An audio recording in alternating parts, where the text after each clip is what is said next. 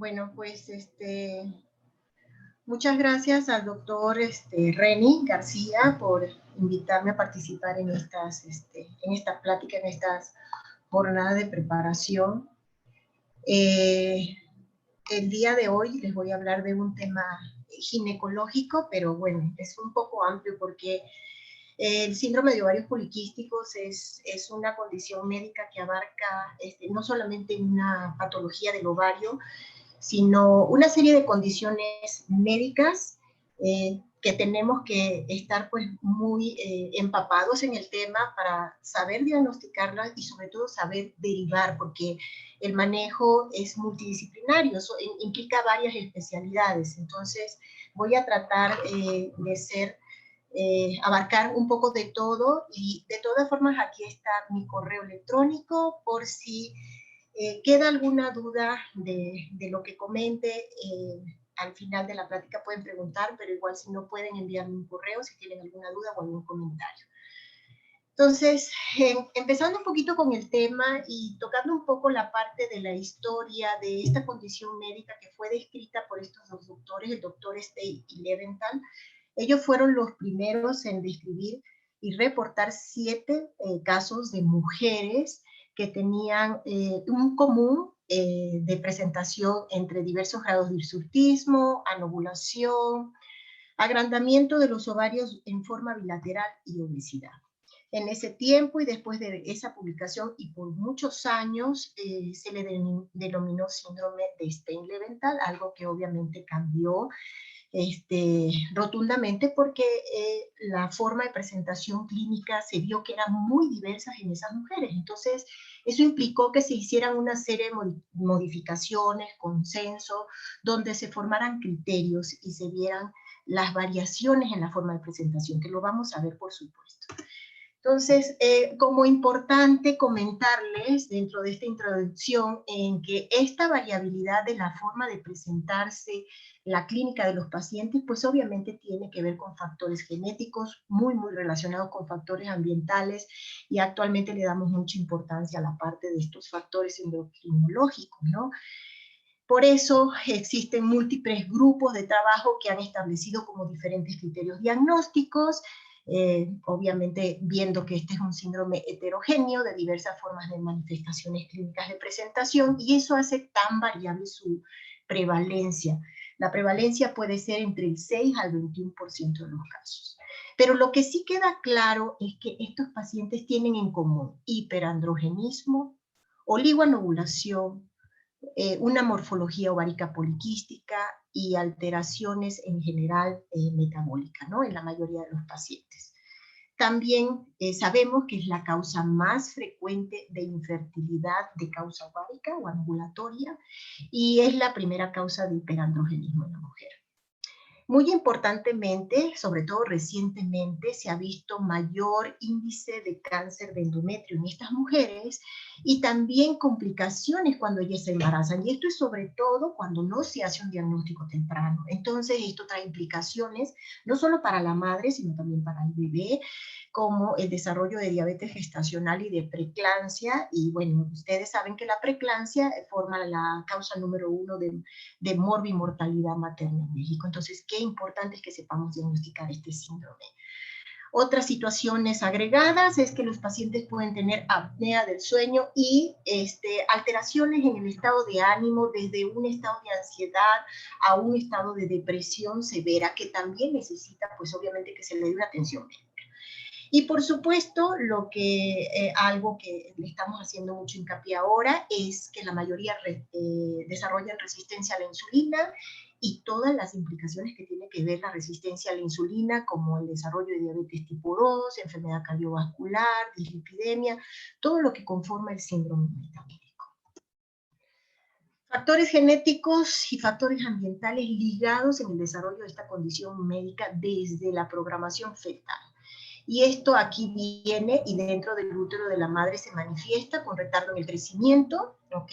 Y también en la niñez y en la adolescencia, desde presencia de adrenarca prematura hasta alteraciones menstruales, es decir, podemos ver estos trastornos menstruales desde la menarca. Y obviamente entrando a la edad reproductiva, más clásicamente infertilidad, resistencia a la insulina y obesidad, con hiperinsulinemia, que se hace una consecuencia y realmente mucho más seria en estas etapas de la mujer, ¿no? Conformando prácticamente lo que es el síndrome metabólico, lo que les decía del cáncer de endometrio y para algunos autores también una incidencia en cáncer de mama.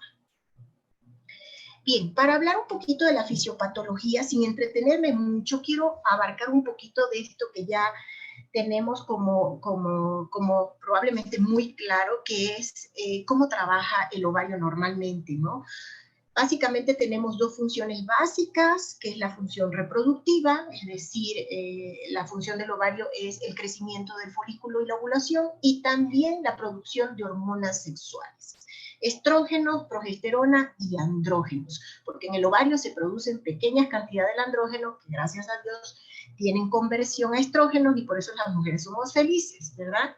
Entonces, y esta función va muy relacionada con la hormona liberadora de gonadotrofinas a nivel hipotalámico, ¿ok? La cual estimula a la adenohipófisis para que se produzca la hormona folículo estimulante y la hormona luteinizante. Ambas trabajan en una forma muy sinérgica. La hormona folículo estimulante, como su nombre lo dice, tiene la función del desarrollo del folículo y también de preparar receptores para la hormona luteinizante. Y la hormona luteinizante se relaciona con la ovulación. Entonces, las dos trabajando en forma conjunta nos dan esta primera función ovárica. Pero también tienen una acción importante en la esteroidogénesis que ocurre en el ovario. Por ejemplo, la hormona luteinizante tiene receptores en la célula de la teca y de ahí viene la cascada del colesterol para formar andrógenos, a partir de colesterol, pregnenolona, hasta androstenediona. Y esta androstenediona traspasa la membrana basal a la célula de la granulosa para, por acción de la hormona folículo estimulante, aromatizarse y liberar el estradiol, que es el estrógeno que produce el ovario. Entonces, de esta forma se llevan los dos procesos bajo estas dos hormonas en forma muy ordenada.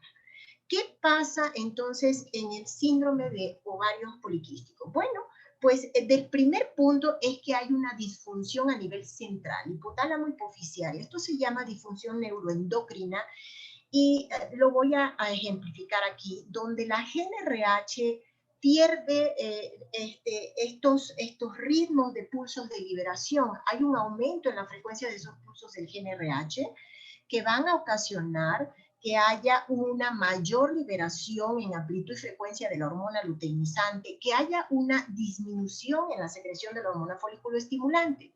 Si ustedes más o menos me entendieron lo que les expliqué en la diapositiva pasada, pues obviamente aquí vamos a ver que esta afección hace que la FSH no logre el desarrollo y crecimiento del folículo, no haya una ovulación, por supuesto, y por lo tanto no haya una producción de progesterona. De la misma manera, como lo dije en la diapositiva anterior, la FSH se encarga del estímulo de la aromatasa para la conversión de estos andrógenos a estrógenos. Por lo tanto, no hay esta formación de estradiol en el ovario. Pero en forma contraria vamos a tener una hiperactividad de la LH que va a trabajar sobre la célula de la teca, que nos va a estar estimulando constantemente la formación de ese andrógeno y que así va a salir a la circulación, ¿no? Entonces, esta relación LH-FSH se pierde totalmente, ¿verdad? Y lo que nos quiere decir esta diapositiva es que aparte de la parte neuroendocrina tenemos otras digamos, alteraciones que tienen que ver con la hiperinsulinemia y la hiperactividad de la glándula suprarrenal que hacen que este hiperandrogenismo sea mayor. Esto que a veces se los preguntan, normalmente en una fase folicular tardía o preovulatoria, para darles un ejemplo, si yo mido la FSH, por un decir, está en un valor de 5 y la hormona luteinizante está en un valor de 10. Para las pacientes que tienen síndrome de ovarios poliquísticos, esta relación se pierde. Quiere decir que si FSH tiene un valor de 5, LH podría estar en un valor de 15. ¿Verdad? No dobla el valor, sino exagera este valor y esto puede ser un hallazgo. Bien, pero también aunado a esta alteración del eje, tenemos la disfunción metabólica y la disfunción en la esteroidogénesis, que está, digamos, también favorecida por la hiperinsulinemia. La hiperinsulinemia que viene por una insulinoresistencia. Entonces hay resistencia a la insulina y hay elevación de los que se llaman factores de crecimiento similares a la insulina. Y ustedes han de decir, bueno, pero ¿qué tiene que ver la insulina con el ovario? Pues precisamente porque estos factores de crecimiento similares a la insulina, que se elevan al igual que la insulina, regulan mucho la función ovárica, y entre esos la esteroidogénesis también en la célula de la teca. Entonces, si una paciente tiene hiperinsulinemia, a nivel hepático vamos a ver que disminuyen dos proteínas.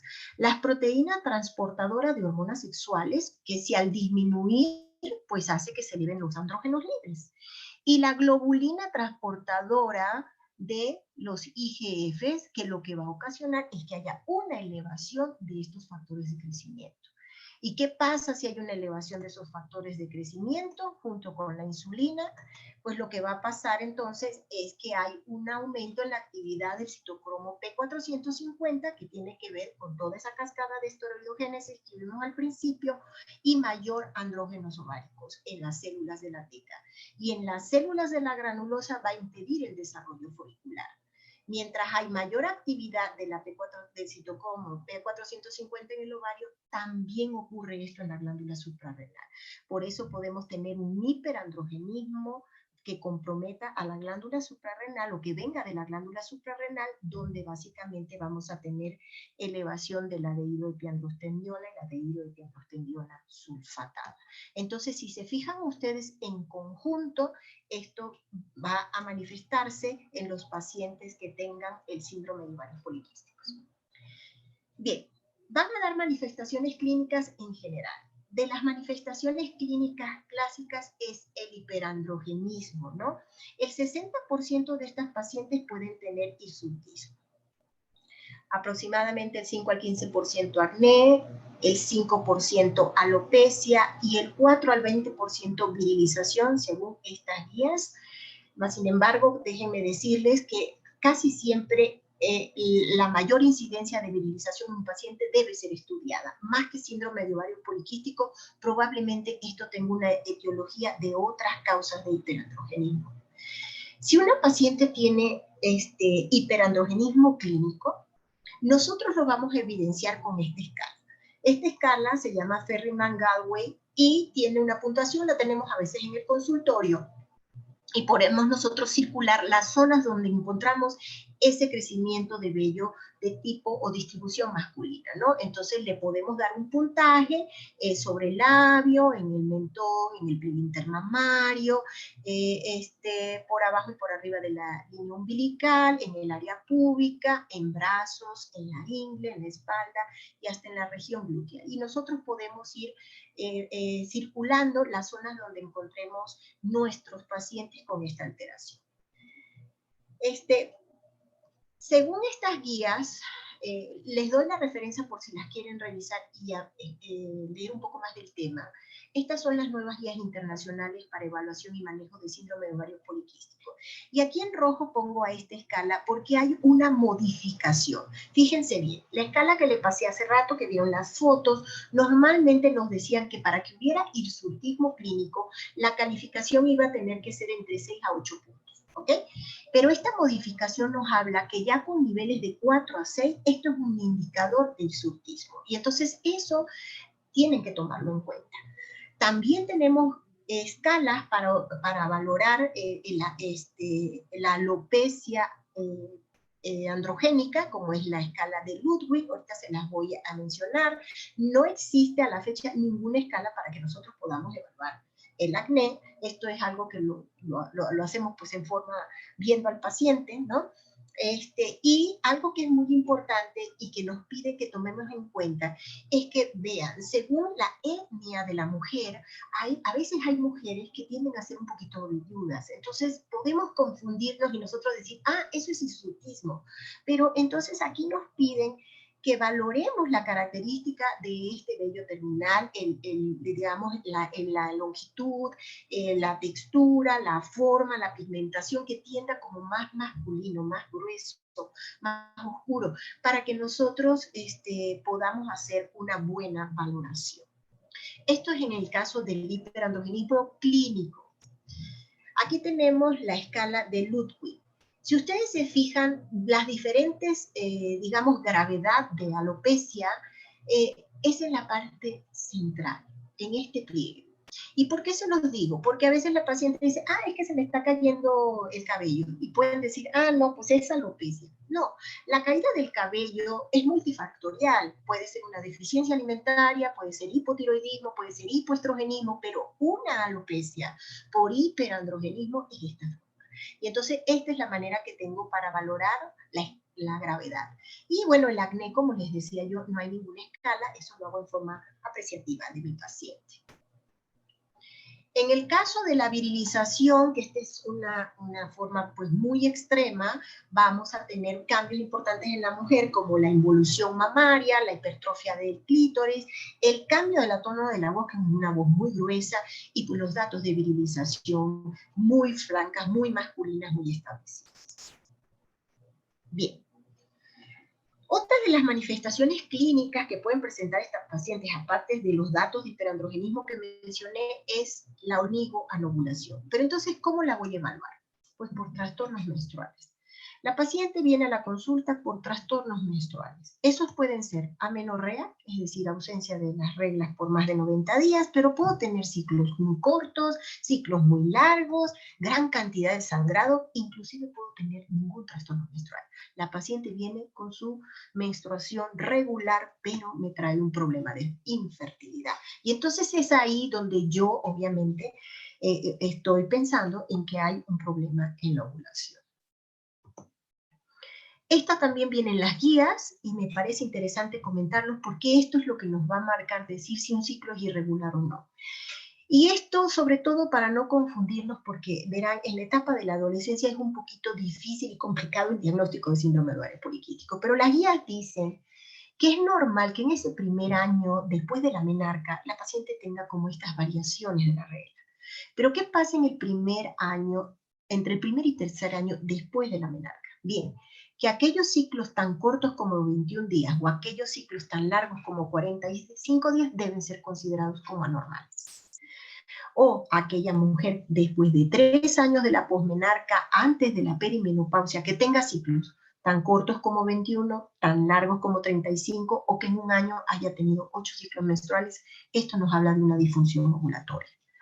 También aquella paciente que haya tenido su menarca y después de la menarca, pues tenga una ausencia de regla de 90 días, es decir, tenga amenorrea, esto es una amenorrea secundaria porque ella ya arregló, o puede ser que nunca haya arreglado y que tenga 15 años y yo no vea menstruación, sobre todo si esta paciente ya tiene por lo menos 3 años de haber tenido su telarca o su desarrollo mamario. Entonces, esto nos va a ayudar como a definir.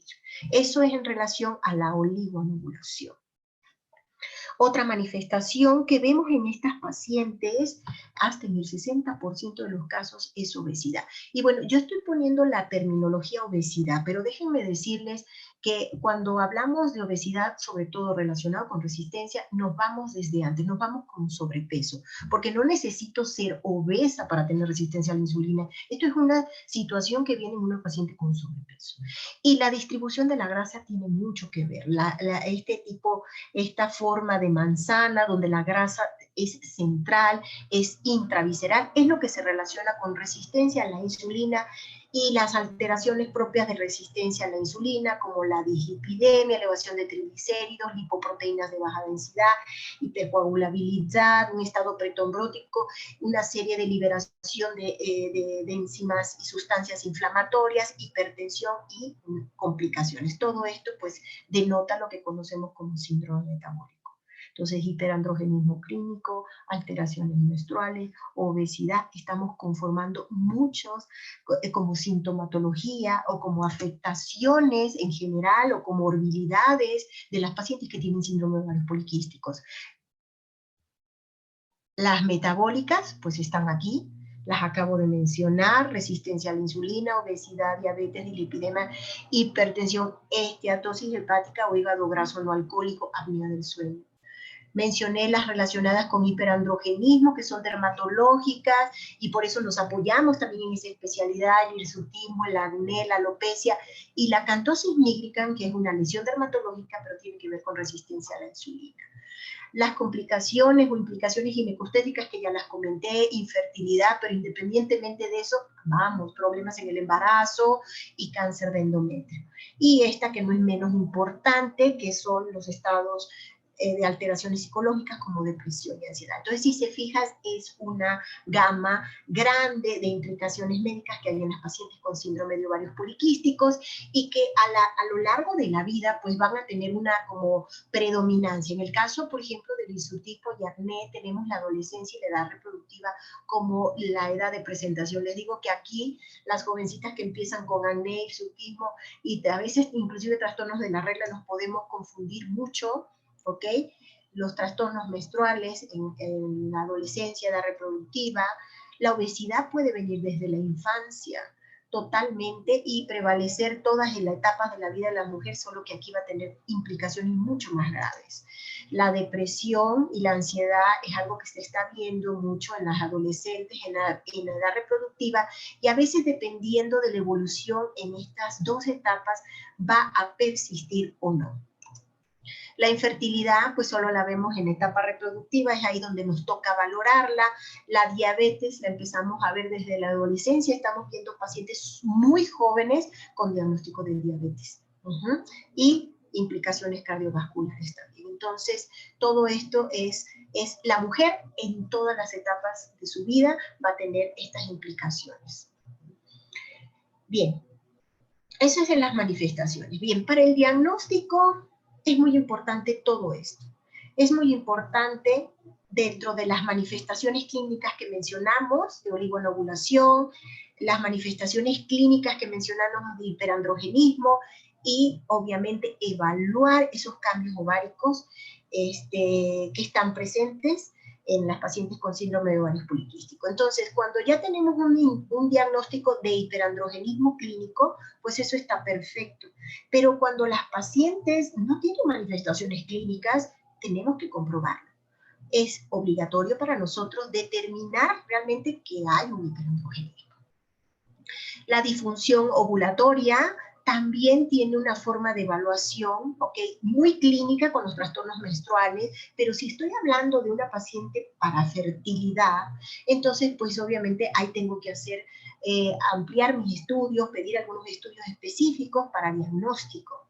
La evaluación metabólica no queda atrás. Una vez que yo he complementado estos 3 de aquí, inmediatamente me paso a ver la evaluación metabólica, y obviamente si hay hiperandrogenismo y anovulación, tengo que hacer diagnósticos por exclusión. Tengo que ver que no haya una hiperplasia suprarrenal congénita, neoplasias con secretoras de andrógenos, un síndrome de Cushing, una hiperprolactinemia.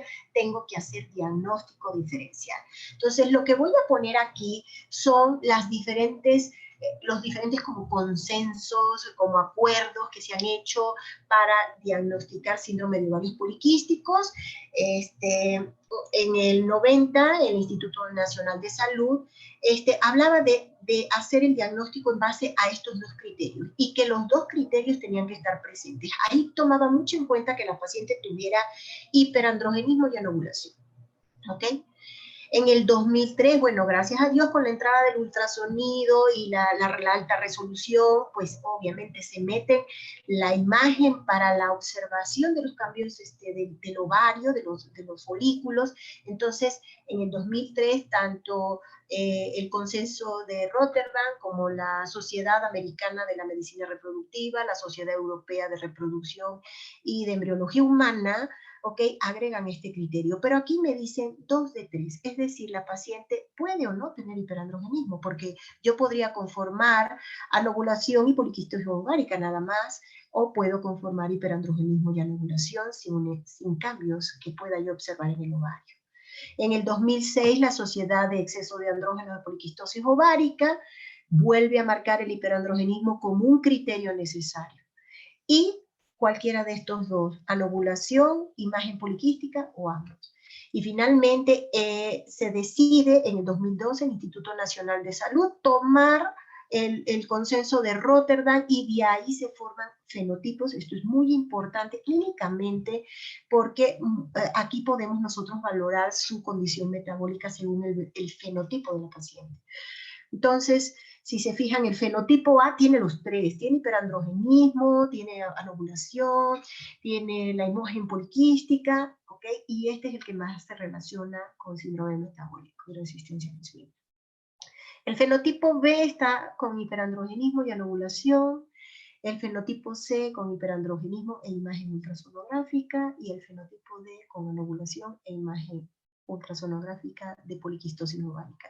Entonces, este es básicamente el que se está llevando, este consenso, esta clasificación, esta identificación de fenotipos en estas pacientes. Y esto es lo que se usa para el diagnóstico. Tenemos que basarnos básicamente, primordialmente, en determinar que estas estén presentes, ¿verdad? Y a veces, aunque dos estén presentes, corroboro por ultrasonido simplemente para saber si es fenotipo A y esto me representa un riesgo, ¿ok? Un riesgo de desarrollo de alteración metabólica. ¿Qué pasa cuando yo no tengo entonces un hiperandrogenismo clínico? Bueno, hay que corroborar midiendo en sangre. ¿Qué se mide? Testosterona libre, el parámetro más útil.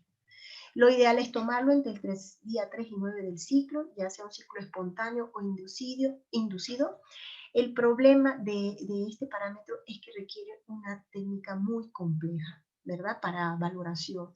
Por lo tanto, el que mejor alternativa podría darse y que utilizarse es este, que es el índice de andrógenos libres y que es una formulación donde, ahorita se las voy a pasar, donde se calcula en base a la testosterona total y a la globulina transportadora de hormonas sexuales, ¿ok? También la dehidroepiandrosterona sulfatada puede elevarse hasta en un 40% de las pacientes, pero realmente cuando la suprarrenal está comprometida, como se los dije anteriormente, este es un dato que nos debe hacer pensar en otras causas de hiperandrogenismo, sobre todo de afectación suprarrenal. Entonces, para el índice de andrógenos libres tenemos esta formulación de la testosterona de nanogramos, llevarlos a nanomoles, y de ahí hacer una división entre la globulina transportadora homosexuales y multiplicarlo por 100 para sacar el índice de andrógenos libres, que es menor de 4.5. ¿Ok? Esta es la forma de obtener este resultado. Vuelvo a las guías, porque las guías nuevamente nos dicen que la androstenediona y la dehidroepiandrosterona sulfatada sí es útil, pero cuando yo no encuentro la testosterona libre elevada. ¿Okay?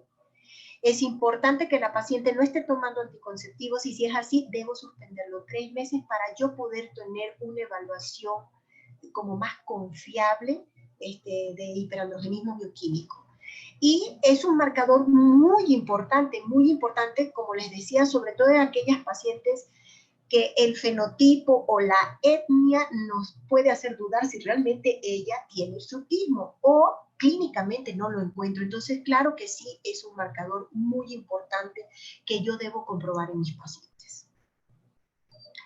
Imagen ultrasonográfica de ovarios poliquísticos. Bien, yo comúnmente me toca ver que me dicen, sí, se ven muchos quistes, tiene ovario poliquístico. No, es muy importante determinar la cantidad de folículos. Fíjense bien, para la cuenta de los folículos, que en estas guías del 2003 nos hablan que tienen que ser 12 o más folículos en uno o en ambos ovarios que midan entre 2 y 9 milímetros de diámetro. ¿Ok? Es muy importante que esto lo haga un ultrasonografista o un médico ginecobstetra que tenga conocimiento, que tenga un equipo de alta resolución y de veras que esto de la medida de los folículos se hace en varios cortes. Entonces realmente sí necesita mucha experiencia y de preferencia cuando es endovaginal. Si yo tengo alguna dificultad en esto, Entonces, lo ideal es determinar el volumen ovárico, ¿ok? Y para el volumen ovárico, lo que hago yo es, con una elíptica, yo tomo el ancho, largo y anteroposterior del ovario, lo multiplico por 0.5 cada ovario, pero si alguno de los ovarios tiene más de 10 milímetros, esto es diagnóstico. También me es muy factible en aquella mujer que no le pueda hacer el ultrasonido endovaginal, que se lo tenga que hacer transabdominal, entonces es preferible medir el volumen del ovario, es más fácil, ¿ok? También nos habla que, por ejemplo, el momento ideal para hacerlo es en la fase folicular. Bueno, pero ¿qué pasa con la paciente que tiene trastornos de la regla o que tiene amenorrea? Bueno, entonces en este caso primero hay que inducir el sangrado con progesterona y entre el 3 y 5 día se hace el estudio.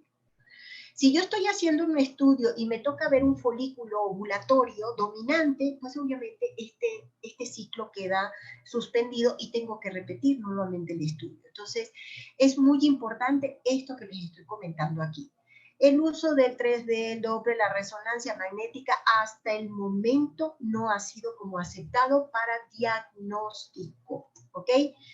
Las guías nuevamente me hablan de lo mismo, solamente hay una diferencia aquí.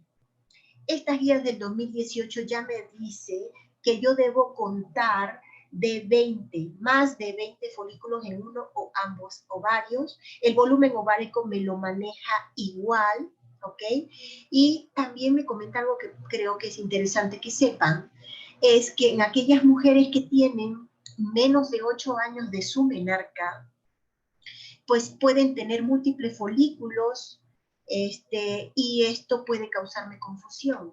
Entonces, bueno, ¿qué voy a hacer entonces si es normal que apenas después de arreglar yo pueda hacer un ultrasonido y pueda encontrar múltiples folículos? Bueno, entonces no tomo el parámetro de los folículos, me voy al parámetro del volumen ovárico y de alguna forma esto puede ser más apreciado. Diagnósticos diferenciales. ¿Qué? Además de síndrome de ovario poliquístico, que se parece al síndrome de ovario poliquístico porque me está ocasionando hiperandrogenismo y trastornos menstruales, es decir, oligoneulación. Bueno, la hiperplasia suprarrenal congénita, algún tumor secretor de andrógenos, y aquí puse una foto, pero puede ser un tumor de ovario, el síndrome de Cushing, un estado de hiperprolactinemia, un hipotiroidismo primario. Estos son diagnósticos que debo yo diferenciar en mi paciente. Entonces, para diferenciar, aparte de la clínica, por ejemplo, en la hiperplasia suprarrenal congénita, pues hay un hirsutismo marcado y ahí pido la 17-hidroxiprogesterona. En el síndrome de Cushing hay otros datos clínicos como hipertensión, estrías violáceas y la obesidad es de distribución central. El cortisol libre y urinario me va a ayudar al diagnóstico. En el caso de la hiperprolactinemia y galactorrea, voy a encontrar elevada la prolactina por arriba de 20. En el caso de hipotiroidismo primario, pues voy a tener otra clínica, va a haber cansancio, va a haber crecimiento de la glándula tiroidea, lo voy a evidenciar, va a haber elevación de la TSH con una disminución de T3 y T4. En el caso de falla ovárica primaria, va a haber infertilidad, pero aquí no va a haber elevación del LH, lo que hay es elevación de la folículo estimulante y el estradiol, y en caso de tumores virilizantes, pues es donde yo voy a encontrar clitoromegalia. Esa hipertrofia del clítoris es lo que nos da la franca virilización, que es difícil conseguir más que en entidades relacionadas con tumores virilizantes y donde la cantidad de andrógenos pues es muy marcada. Bien, para valorar la función ovárica es importante que sepan esto. Yo ya tengo el cuadro clínico. Yo tengo una paciente que clínicamente tiene oligonovulación si tiene trastornos menstruales, pero yo puedo buscar esta relación LH-FSH y que esté, como les dije al principio, mayor de 2. Solamente que solo el 60% de los pacientes tienen esta alteración. Tengo el 40% donde no encuentro esta alteración. Por lo tanto, no es tan, digamos, confiable en ese aspecto, ¿ok? Ahí la clínica ayuda mucho. La hormona antimulleriana, que por algunos estudios, artículos se reportaba como parte del diagnóstico, no es parte del diagnóstico de síndrome de ovarios poliquísticos. Sí la utilizo, pero en aquella paciente que yo voy a ver fertilidad. ¿ok? Al igual que la progesterona sérica, que tiene que ser tomada el día 21 del ciclo en aquellas pacientes porque tengan ciclos regulares o inducido, y entonces voy a valorar realmente cómo está la liberación. Entonces, estos estudios sí pueden solicitarse, nada más que para qué los quiero, para diagnóstico de síndrome de ovario poliquístico o para determinar en un momento dado el problema de infertilidad, sí pueden ser, como no, complementarios en el estudio del paciente de síndrome de ovario poliquísticos. Como complemento a las comorbilidades, vimos hace rato que es importante en aquellas pacientes que tienen obesidad, que yo determine si hay resistencia a la insulina o hay alguna alteración con el metabolismo de la glucosa. Para resistencia a la insulina hay algo que se llama HOMA, ¿ok? Estos no se piden en un laboratorio, esto lo tienen que hacer ustedes. Ustedes piden la glucosa y la insulina en ayuno, la multiplican y la dividen entre 405. Si el valor es mayor de 2.5, la paciente tiene resistencia. Acuérdense que la resistencia a la insulina, los valores de glucosa son normales, es el estado previo a la intolerancia. Pero estos criterios nos ayudan más a la alteración de la glucosa, los criterios de la ADA 2019. Aquí el valor de la hemoglobina glucosilada es importantísimo. La hemoglobina glucosilada tiene un valor menor de 5.7. Por lo tanto, si se ubica entre 5.7 a 6.4, la paciente tiene un estado de intolerancia a la glucosa o prediabetes.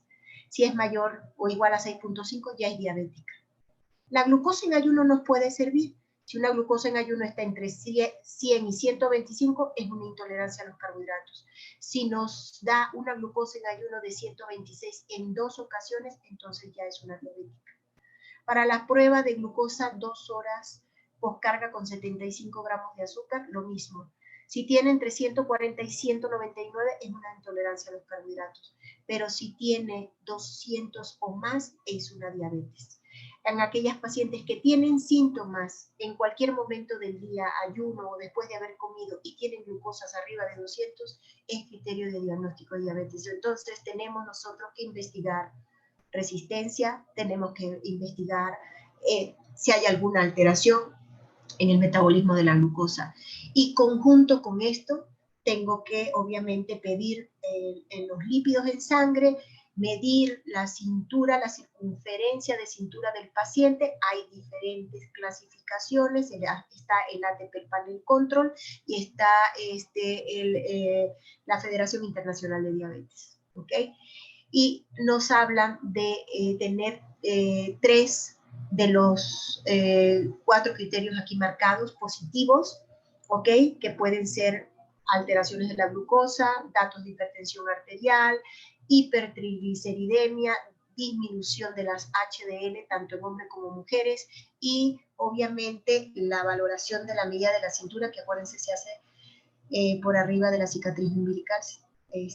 Para hombres sería mayor o igual a 90, para mujeres mayor o igual a 88. ¿Ok? Entonces, tenemos que valorar también lípidos para determinar si la paciente tiene síndrome metabólico. Una vez diagnosticado síndrome ovario poliquístico, entonces me queda claro que hago las pruebas de glucosa, que pido insulina, que hago perfil y vamos a ver si tiene síndrome metabólico, y que pido estudios para determinar padecimientos asociados como los mencioné anteriormente. Bien, el manejo. El manejo va a ser, bueno, ¿por qué viene a consulta la paciente? Porque la paciente no viene por la misma razón. Pero si la paciente viene solo por irregularidades menstruales, ¿ok? Tengo que ver 2 cosas en ella. ¿Es la única manifestación o también tiene obesidad? ¿Ok? Entonces, si es la única manifestación, puede darle cualquier anticonceptivo oral que traiga estrógeno y progesterona para regularizarle el ciclo. Si ella es de ciclos cortos, ciclos largos, también puede usar una progesterona en la segunda fase del ciclo, cualquiera de ellas. Clormadinona, acetato de medroxiprogesterona, una progesterona micronizada, lo puede utilizar por 15 días para que esté ella arreglando en forma regular. Pero si aparte esta paciente tiene sobrepeso y para arriba, obesidad, entonces tengo que trabajar mucho en la modificación de los estilos de vida y la pérdida de peso. Esto es importantísimo. Y número 1, el ejercicio, la dieta, dejar el alcohol, el tabaco y un poco de apoyo psicológico para que la paciente pueda tratar de controlar la compulsión a comer es muy importante. Sobre todo, ¿saben por qué? Porque una vez que yo puedo trabajar fuertemente aquí, puedo ayudarme también con la metformina, inclusive hasta para que baje de peso.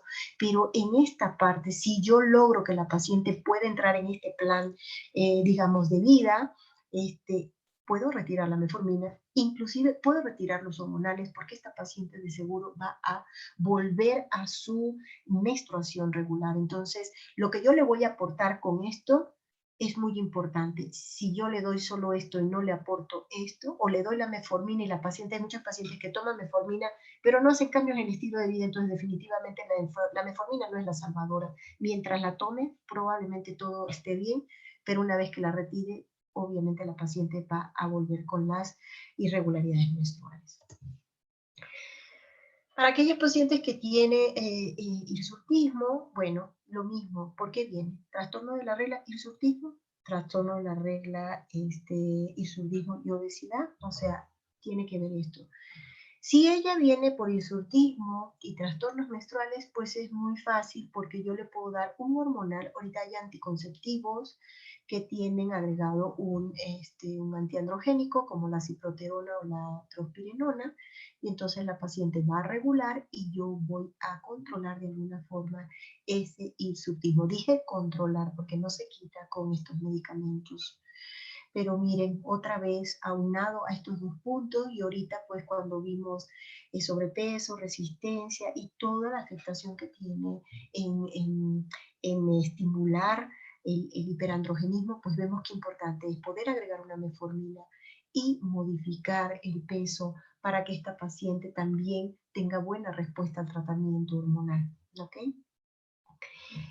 Pero si yo tengo una paciente que viene solamente con hiperandrogenismo, no tiene trastornos menstruales, entonces puedo utilizar únicamente, por ejemplo, la ciproterona, el Androcur, o la espironolactona, flutamida, finasterida, cualquiera de ellos. Y yo les voy a decir que inclusive dando anticonceptivos con antiandrogénicos, cuando las pacientes tienen un hiperandrogenismo muy marcado, un hirsutismo, le agrego aparte algunos de estos medicamentos para hacer un poquito más potente la acción, solamente que mucho cuidado con estos dos y embarazo. Entonces, cuando se usan solos, mucho cuidado.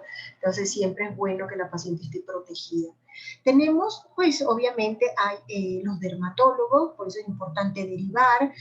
Yo les estoy hablando, por ejemplo, depilación, láser, electrólisis, hay muchas cosas que se hacen. También para la alopecia hay tratamientos que los dermatólogos usan para ayudar un poquito a que ya no haya esa caída de cabello, y esto es obviamente para evitar que quitarle a la paciente pues este aspecto del hirsutismo y que también emocionalmente pueda mejorar.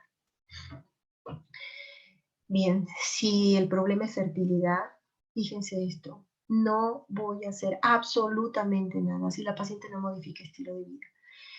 Si yo me atrevo a empezar una inducción en una paciente que tiene obesidad, ¿okay? Que ya vemos que tiene resistencia y no trabajo aquí, esta paciente, ¿se acuerdan lo que les dije de las complicaciones del embarazo y en la madre y en el bebé? Esto sería bastante imprudente. Entonces, el punto número 1 siempre tiene que ser enfocado a esto, a cambio de estilo de vida, pacientes obesas.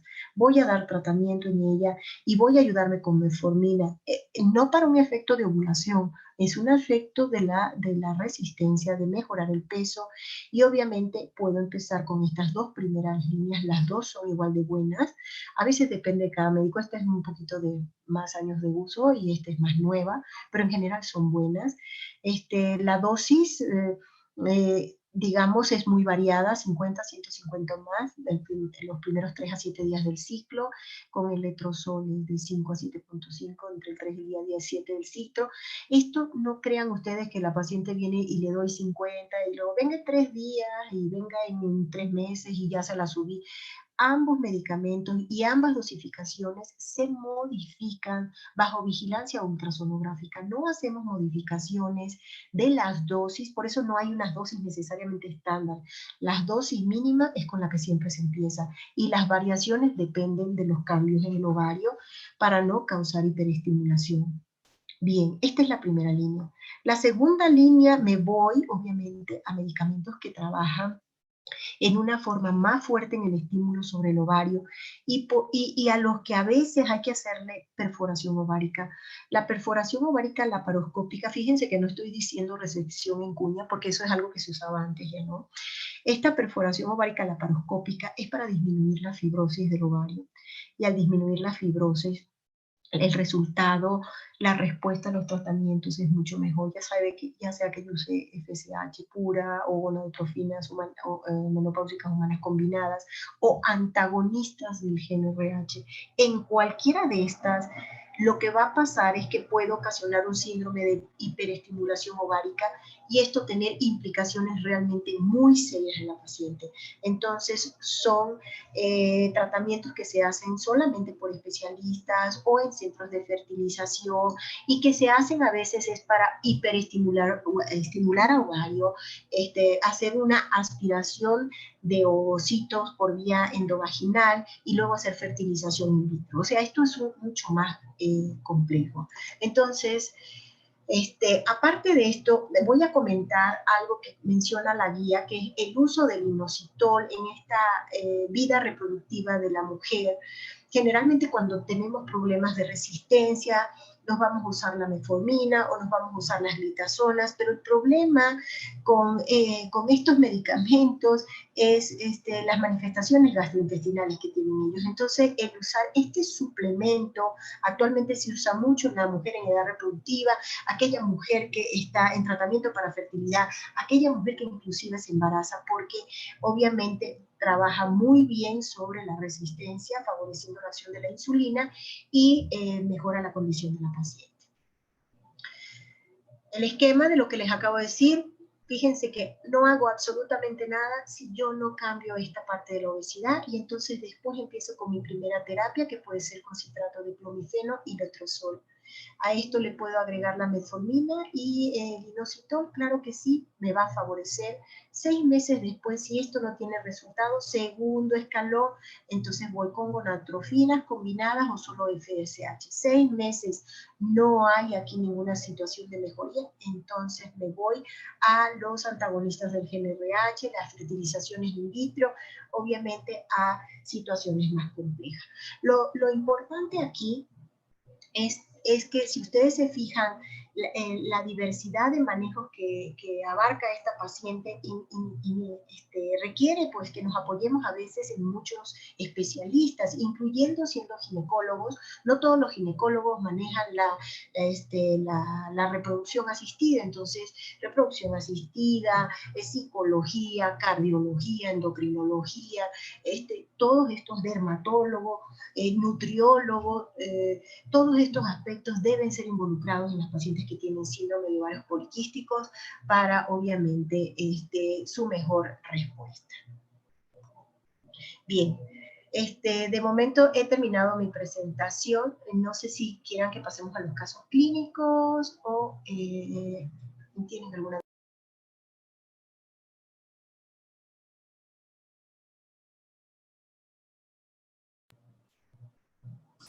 Yo no tengo duda, muchas gracias. Muchas gracias, doctora. Muy entendible. Muchas gracias, doctores. De todas formas, tienen mi correo por si necesitan, si tuvieran alguna duda del tema. Bien, ¿quieren que continuemos con los casos? Sí, doctora. Sí. Gracias. Sí, doctora. Gracias, Nuno. Caray, no me pasa. Permítame un segundo que se me atoraron las diapositivas. Me voy a salir tantito. Ay, no.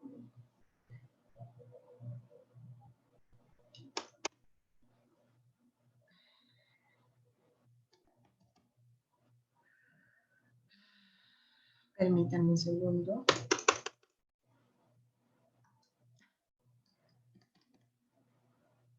Caray. Se me atoraron las diapositivas, no sé si por allá pueda hacerse algo. Reni, no me corren.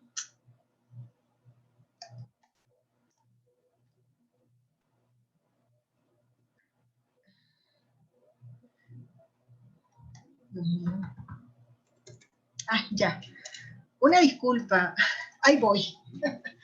Bien, ok, doctores, vamos a un primer caso. Voy a dejar el micrófono abierto precisamente para escucharlos y poder compartir, es poder escucharlos, ¿no? Estamos hablando de una paciente de 17 años de edad que acude a la consulta por aumento de peso progresivo desde hace un año. No ha realizado dietas ni ejercicios ya que no se siente animada. Acompañado a este dato clínico, nota alteración de sus ciclos menstruales 45-60/7 en cantidad normal.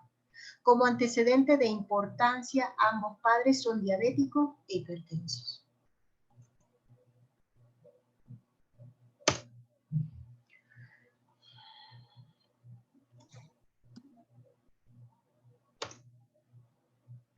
Ok, la pregunta sería, con los datos anteriores en el interrogatorio, ¿qué otro dato le ayudaría más a su diagnóstico? La presencia de hirsutismo, la resequedad de la piel, la acantosis o las estrías violáceas. ¿Me escuchan? Hirsutismo. Perfecto. La presencia de- Sí, el hecho que nos diga más nos ayudaría. Todos los datos clínicos son importantes. Si ustedes se fijan, el que tenga resequedad de la piel es importante. ¿Por qué creen? Porque podemos diagnosticar si tiene hipotiroidismo la persona. Exactamente, es uno de los diagnósticos diferenciales. Perfecto. Acantosis. Resistencia a la insulina. Perfecto. Estamos de acuerdo que también la tenemos que buscar, ¿verdad? ¿Y Ujú. estrías violáceas? Por si tiene un síndrome de Cushing. Cushing. Estamos hablando entonces de diagnósticos diferenciales. Más sin embargo, ¿por qué es tan importante el hirsutismo? Mm, ¿Por qué dice que nos aquí? porque nos está dando androgenismo la paciente. Sí, sí. Hiperandrógenos. Ajá. Exactamente. Y porque acuérdense que dijimos que eso es un criterio diagnóstico. Cuando Mm. hablamos de criterio diagnóstico inicial en una paciente, comentamos hirsutismo, ¿verdad? Hiperandrogenismo. Entonces, por eso este punto es tan relevante. Todos los demás también son importantes. Para su diagnóstico de hirsutismo clínico, según la escala de Ferryman-Gallwey modificada, el puntaje estará en más de 8, entre 6 y 8, menos de 9 o entre 4 y 6. Entre 4 y 6. 4 y 6. Perfecto. Acuérdense que es la modificada anteriormente y si lo leen los libros, pues esto puede estar presente. En los estudios iniciales para su diagnóstico de esta condición, se solicitan estudios serológicos y por imagen de FSH-LH, factor de crecimiento similar a la insulina, globulina transportadora de hormonas sexuales y de factor de crecimiento, glucosa, insulina, ultrasonido pélvico. FSH-LH, prolactina, glucosa, testosterona total, dehidroepiandrostendiona sulfatada e ultrasonido pélvico. FSH-LH, estradiol, progesterona, testosterona libre, factor de crecimiento similar a la insulina, glucosa, insulina y ultrasonido pélvico. FSH-LH, testosterona total y libre, glucosa, insulina y ultrasonido pélvico. Doctora, ahí tengo una pregunta. Claro. Yo sé que ahorita estamos tratando de enfocarnos como al examen nacional, pero ahorita nos dijo dentro de la plática que, ¿Sí? que teníamos que preguntar los antecedentes de la menarca de la paciente para ver si vamos a utilizar el ultrasonido o no. Porque, por ejemplo, si la paciente tuvo su menarca, supongamos, a los 12 años y hacemos el ultrasonido, pues podemos ver que puedan ver folículos. Entonces nos basamos más que nada en la clínica y en los laboratorios de la paciente, o ya sea en el volumen del ovario, pero pues se comentó que el ultrasonido no sería como que lo más, lo que se debe de hacer de primera instancia, pues. Sí. Doctor, bueno, gracias por tu pregunta. ¿Cuál es tu nombre, perdón? Mario. Mario. Oye, mira, Mario, a lo mejor no me expliqué bien. Aquí lo que comentan las guías internacionales es que si ha pasado menos de 8 años de la menarca en la mujer, medir los folículos, el número, contarlos, puede causar confusión. Entonces, te pide que mida, no que no lo hagas, más bien que en vez de tomar el número de folículos, tomes el volumen ovárico. No sé si me di a entender. Ok, sí, ya. Sí, me diste entender. Ok.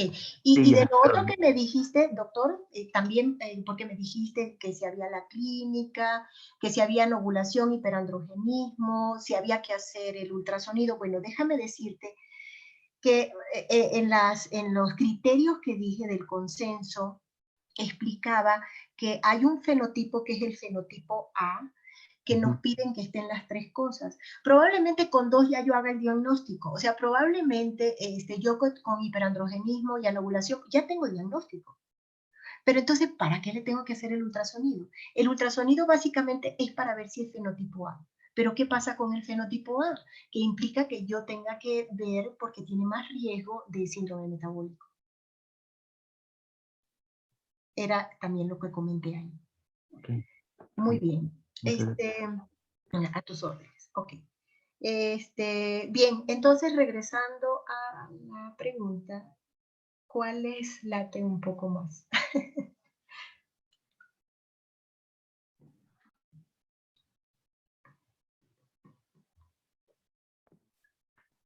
Bueno, a mi perspectiva, ¿Sí? si fueran iniciales, me iría por el inciso. Ajá, iniciales sería el B.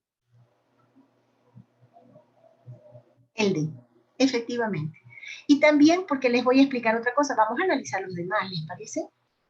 Bien, el IGF-1, no sé si me entendieron, realmente la importancia que sí tiene, porque sí se eleva y tiene un efecto en el ovario. Mas, sin embargo, no medimos el IGF-1. O sea, se mide para protocolos de investigación, ¿ok? Y su globulina transportadora. Pero dentro del diagnóstico de síndrome de ovario poliquístico, no. Sabemos que este está elevado, sabemos que este está disminuido, pero no lo medimos, ¿ok? Más que yo quiera hacer un protocolo de investigación y entonces tengo que ver cómo está la relación, puedo medirlo, ¿sabes? Aquí, en estos de aquí, pues obviamente la prolactina que sí se debe medir, pero no es el estudio inicial, ¿ok? La de hidroepiandrostendiona sulfatada también es importante, pero acuérdense que la testosterona total y libre es más importante que esta. Realmente, a menos que esta no la tengamos como clara, entonces pido la de hidroepiandrostendiona sulfatada. Así vienen las guías que le puse cuando hablé de hiperandrogenismo bioquímico.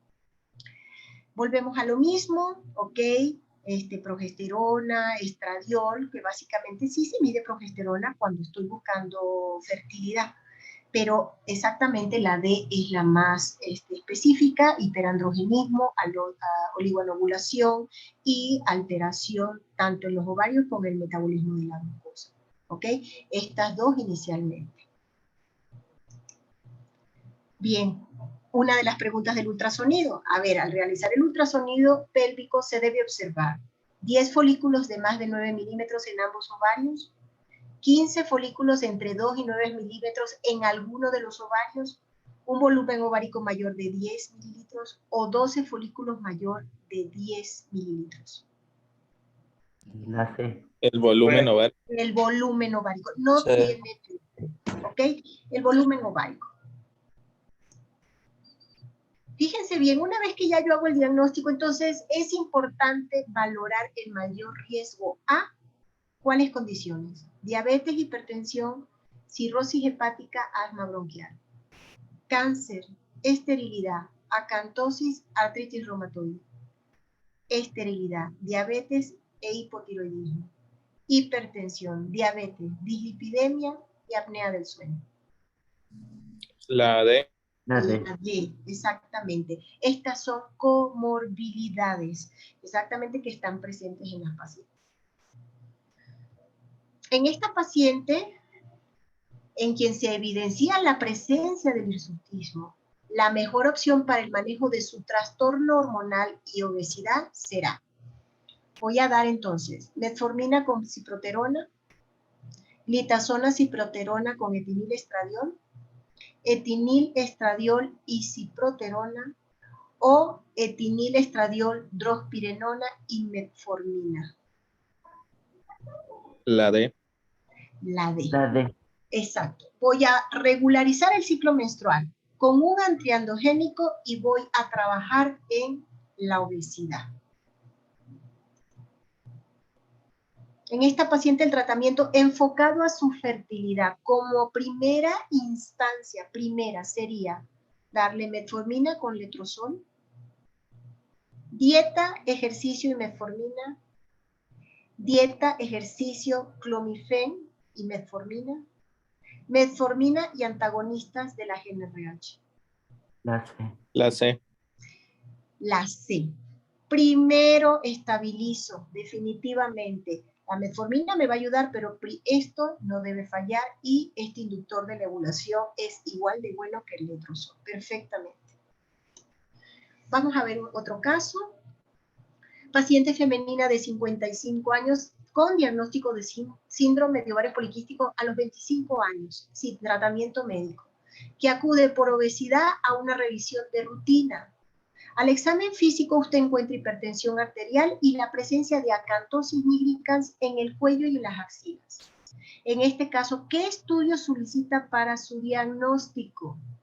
LH-FSH, glucosa y testosterona libre, LH-FSH, estradiol, prolactina e insulina, insulina, LDL, glucosa, testosterona libre, glucosa, triglicéridos, HDL e insulina.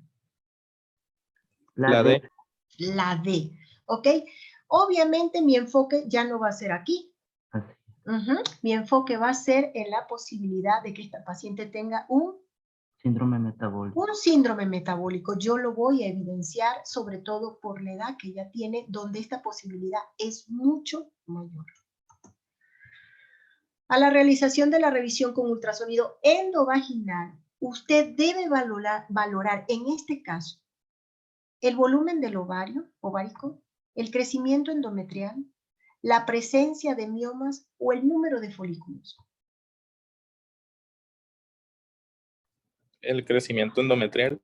El crecimiento endometrial. Claro que si ya no estoy interesada en ver la morfología del ovario por poliquistosis, estoy interesada en la comorbilidad, en el cáncer del endometrio. Entonces tengo que estar muy atenta más bien a ver si no hay un crecimiento anormal del endometrio y esto me puede ayudar a un cáncer. Una vez cumplidos los criterios de diagnóstico de síndrome metabólico, en su paciente usted indica metformina con cambios de estilo de vida, glitazona con cambios de estilo de vida, dieta, ejercicio, hormonales antiandrogénicos, inositol, metformina y ciproterona. La B. La A. La A. Sí, el caso de la paciente es una paciente que nada más tenía obesidad y le dijeron que tenía síndrome de ovario poliquístico, nada más que ahí no comentaba yo nada al respecto de que si tenía hirsutismo, nada más estábamos valorando el tratamiento de su obesidad, cambios de estilo de vida y la metformina, la A. Paciente con embarazo de 8 semanas de gestación que acude a control prenatal después de haber estado en tratamiento con inductores de la ovulación tras un diagnóstico previo de síndrome de ovarios poliquísticos. En esta paciente usted realiza una evaluación completa por mayor riesgo a presentar ¿qué? Diabetes gestacional, mola hidatidiforme, malformaciones congénitas o pérdida recurrente de la gestación. La A. La Mario, muy bien. ¿Sí?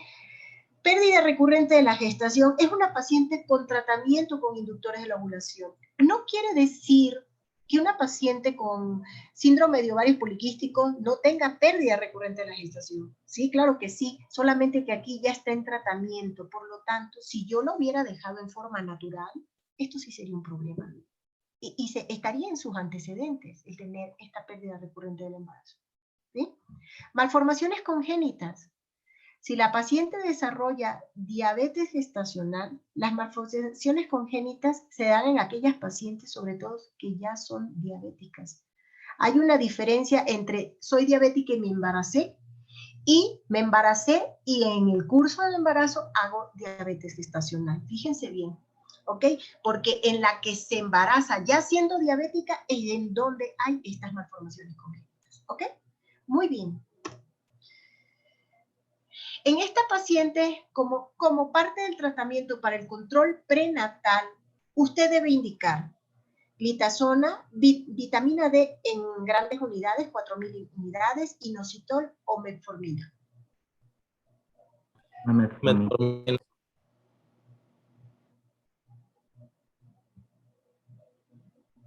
Otra vez, metformina o inositol.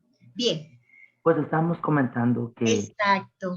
Ajá, estábamos comentando que la metformina pues sí sería, o sea, perdón, el inositol sería muy útil, pero... Exacto. Mucho más útil. Exacto. Ajá, mucho más útil, pero pues el alcance al inositol pues no sería tan viable como la metformina. El inositol inclusive desde el manejo de la fertilización, ya sea en forma natural o inducida, trabaja. Inclusive, estando embarazada, no lo retiramos, precisamente porque sigue trabajando en la paciente para evitar la diabetes gestacional. ¿Sí? ¿Ok? Entonces, aquí sí puede. Entiendo que la metformina siempre la marcamos como número 1 y la usamos en combinación, pero aparte de dar todas las vitaminas que damos a la paciente, el mantener o el dar el inositol me va a favorecer muchísimo a evitar que haga diabetes gestacional. Doctora, y pregunta, yo sí he visto inositol en forma de pastillas, en forma de polvo, De sobres, ajá. en sobres, entonces cualquier presentación sería útil para cualquier persona. En cualquier presentación. Así es. Ok. Bien. Bien, doctores, pues aquí tengo ya toda mi presentación. No sé si tengan alguna duda más. Creo que me eché más de la hora programada. No sé si haya otro ponente. Pero no sé si tengan alguna otra duda. Ahí nada más está Mario, Fer y Jaime. Bueno, pues qué gusto tenerlos aquí. Por favor, ¿alguna otra duda? Creo que no hay ningún ponente después de mí, ¿verdad? No. Creo que no. Ya estaba un poco preocupada por el tiempo, pero no sé si tengan alguna duda, o Reni, Jaime, o bueno, Jaime, Mario. Yo nada más quiero agradecerle, doctora, porque estuvo muy bien explicado el síndrome ovario poliquístico. Muchas gracias, Mario. Qué bueno Gracias. que les gustó. Muchas gracias. Mucha suerte, mucho éxito, que les vaya muy bien en su examen, la verdad. Gracias, Bien. doctora. Muchas gracias. Gracias, Muchas doctora. gracias, doctores. Buenas Bien. noches, gracias. Buenas noches. Gracias. A ver.